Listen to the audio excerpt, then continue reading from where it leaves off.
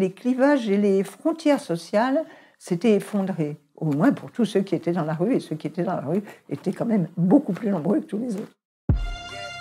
Le bonheur est toujours dépavé de bonnes intentions. Un pavé, deux pavés, t'as voté. Et après, et après, et après, et après.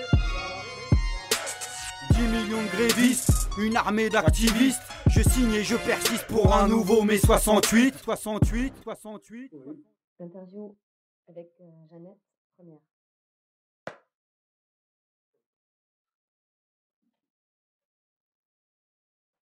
Vous avez à côté de votre une petite bouteille d'eau. Ah oui, oui. Dans les interruptions, ça sera bien. Et vous regardez uniquement Moi et Olivier.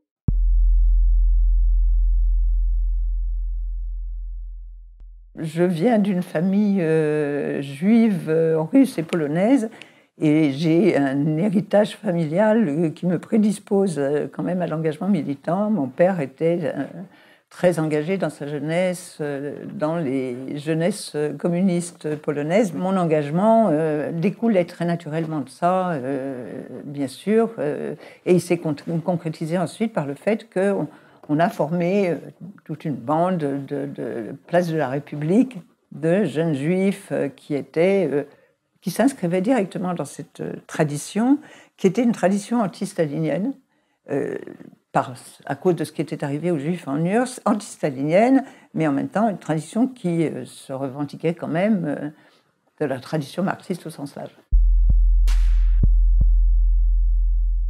J'ai commencé à militer, à vrai dire, assez tardivement, parce que le déclencheur était familial, mais par ailleurs, j'avais une prof de fac en philo, avec laquelle ensuite j'ai été à Cuba, elle était membre du Parti communiste, mais qui avait été une grande résistante. Et donc, elle avait lancé une espèce de cercle. Ce n'était pas une organisation, ça ne débouchait pas sur des conclusions politiques, mais ça montrait quand même une évolution commune vers une forme de radicalisation qui était en phase complètement avec ce que sont les années 60, c'est-à-dire avec, d'une part, la guerre du Vietnam, qui était un élément évidemment très important.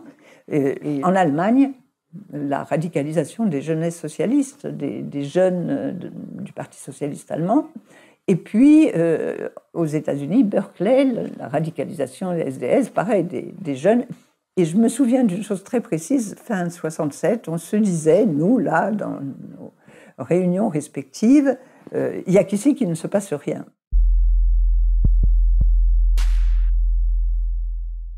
Cuba, c'est un détonateur fondamental là-dedans, parce que voilà, une révolution avec un autre visage, avec un visage qui correspond à ce que nous, ce à quoi on aspire.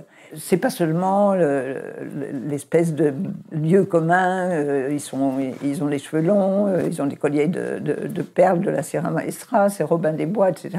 D'abord, ils sont légèrement plus âgés que nous à l'époque, hein, ils ont 30 ans, et ils viennent de faire une révolution qui apparaît comme en rupture complète avec tout ce qu'on voit en Europe de l'Est, aussi, et même en Chine. Alors, avec un personnage qui est le Che, qui apparaît comme une personnalité hors du commun, absolument, qui donne un profil d'émancipation en rupture avec ce qu'il y a eu, avec ce qu'on a connu dans le passé.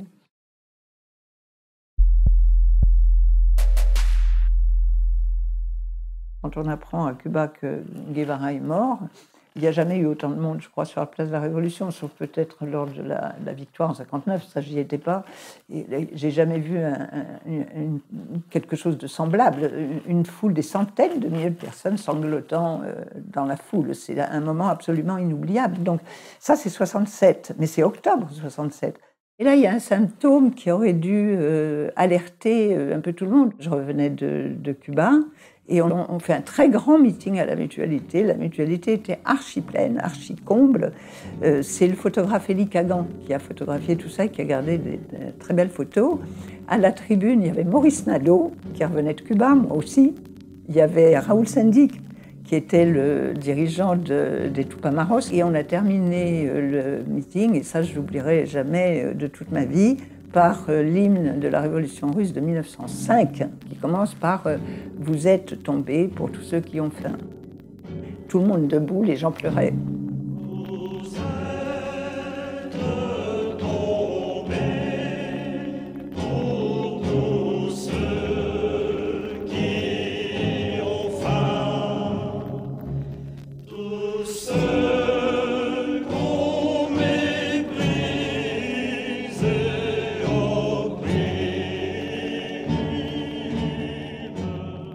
partir de là, les choses vont très vite, parce qu'on convoque, il y a une grande manifestation à Berlin, janvier 1968, et là, une manifestation très importante, où en tête de la manifestation, il y a Rudi Dutschke, un Allemand dirigeant des jeunesses socialistes allemandes à l'époque, et tout le monde marche en courant, et en sautant même, et en criant « Che Che Guevara, Ho Chi Minh ». Bon, et là, on aurait pu deviner qu'il se passait quelque chose. C'est pour ça que quand Vincent Pauté fait son éditorial en disant « La France s'ennuie », je me suis toujours demandé comment c'était un signe de coupure totale, ou en tout cas de grande coupure entre certaines des élites ou les journalistes et la génération qui était en train de s'engager.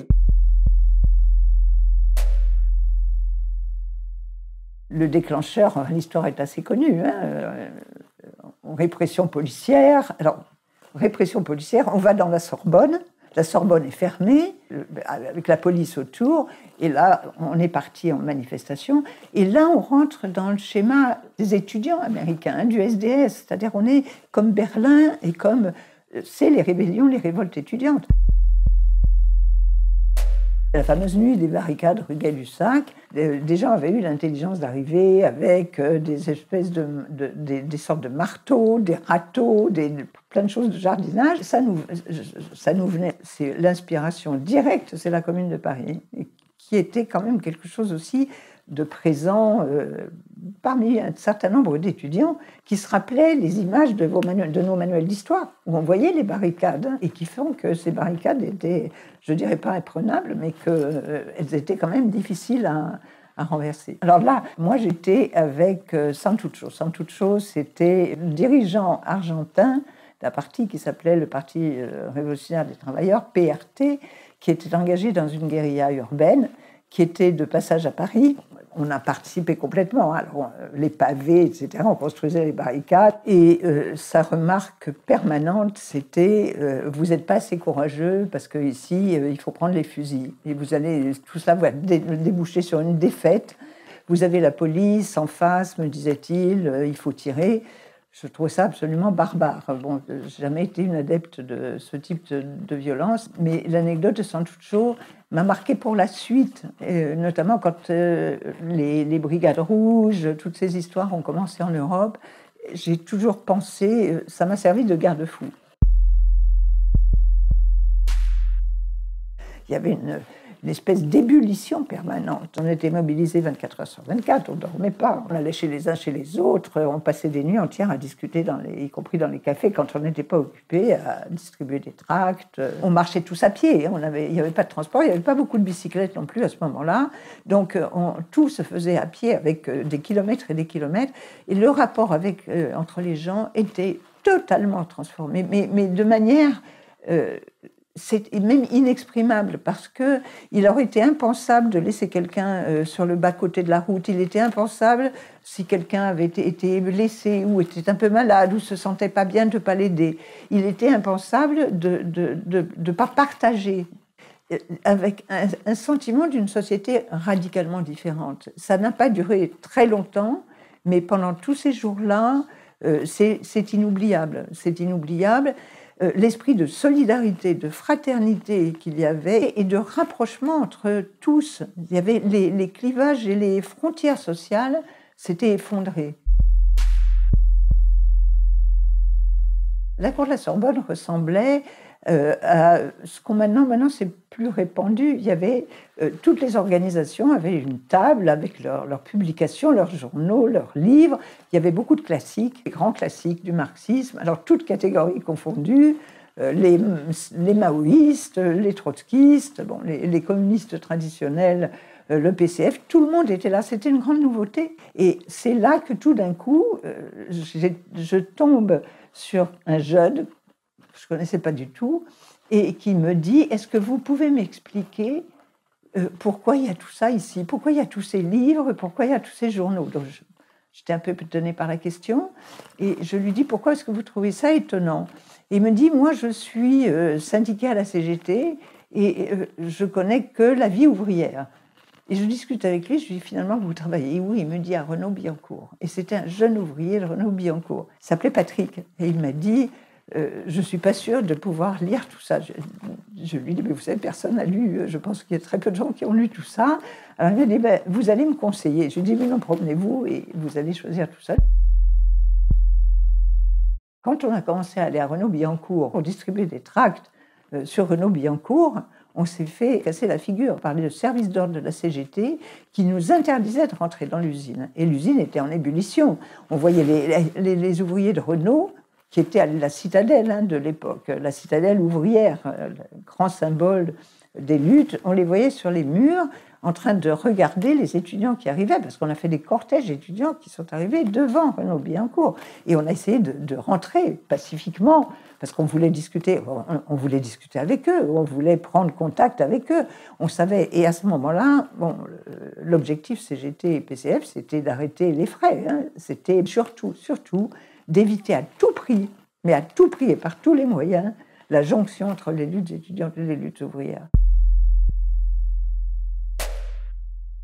En 68, on avait Gesmar, Sauvageot, Daniel Cohn-Bendit, n'en parlons pas. Enfin, on avait quand même des machos qui étaient ceux qui étaient à la tête des manifestations, qui dirigeaient les manifestations.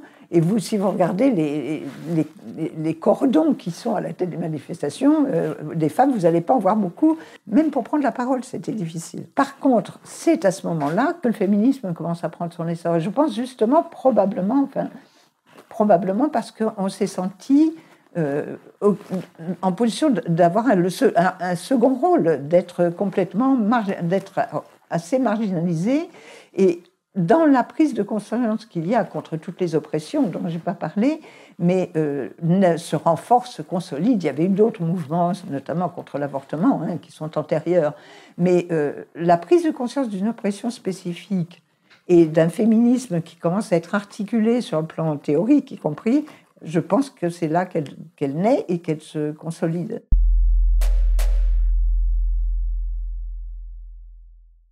Non, c'est absurde de dire que 68... D'abord parce que 68 a marqué, je crois, nous a tous marqué pour la vie entière, toute cette façon. Et puis, 68, c'est pas seulement mai-juin, c'est l'entrée des tanks soviétiques à Prague. Et puis, octobre 68, alors octobre 68, Mexico, l'armée qui tire sur les étudiants sur la place des Trois Cultures, il y a eu des centaines d'étudiants qui ont été assassinés ce jour-là, et ça se prolonge de manière, c'est une symbolique extraordinaire, par les Jeux Olympiques de Mexico, où les deux Noirs qui ont gagné la médaille d'or et la médaille d'argent, Tommy Smith et John Carlos, je crois, mettent les gants noirs du Black Power, et au moment où ils montent sur le podium, lèvent le poing ganté noir, en baissant la tête, pour saluer le Black Power et contre la discrimination des Noirs aux États-Unis. Après, 69, 70, c'est le Chili, Salvador Allende, bon, puis 73, le coup d'État, puis le Nicaragua, 79. Enfin, en un mot, pour juste dire en un mot, le grand tournant, c'est 1981 et l'élection de François Mitterrand. Cet ébranlement social, quand on voit la société aujourd'hui, le repli individualiste, la fragmentation sociale, le déracinement, le manque de perspective, est à l'opposé de 68. Donc ce qui reste, c'est un immense espoir qui s'est élevé à ce moment-là, et un espoir de transformation sociale possible, et qu'on a l'impression, ça va bien sûr pas durer longtemps, mais qu'on a l'impression pendant quand même plusieurs semaines finalement, de voir se réaliser, on voit une nouvelle société naître sous ses yeux, et on comprend qu'elle pourrait être possible. Je signe et je persiste pour un nouveau mai 68. Le monde est un peu doux, les carottes sont cuites. Rendez-vous pris en 2018, pour eux y'a pas de tout, ni d'accord tacite. Rendez-vous pris en 2018. Un pavé, deux pavés, l'histoire s'est écrite, la finance est gravée. C'est le monde qui s'effrite.